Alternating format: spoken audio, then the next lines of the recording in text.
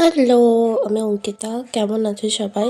আবার চলে এলাম শর্টস নিয়ে। অনেকদিন শর্টস পোস্ট করা হয়নি।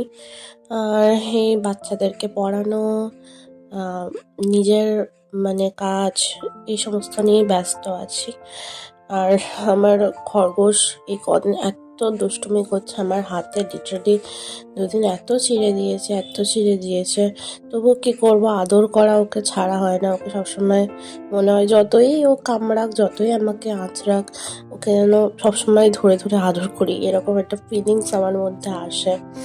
পরশুদিন এত জোরে ছুটেছে যে পায়ে খুব লেগেছিল ওর বেচারার। ২ দিন ঠিক করে হাঁটতে পারেনি, চলতে পারেনি। তবুও ওর সেই জোরে যে পাই করে ছোটার অভ্যাসটা, সেই ছোটার অভ্যাসটা এখনো যায়নি। আবার দুষ্টুমি করে এসে যখন ওকে আবার বকা দেয়া হয়, তখন এসে আমার কাছে আদর খাবে। তখন মনটা গলে যায় আমার আবার। বকাও খাবে, আবার আদরও খাবে। এরকম হচ্ছে আমার খরগোশ। তো আজকের ভিডিওটা এতটাই।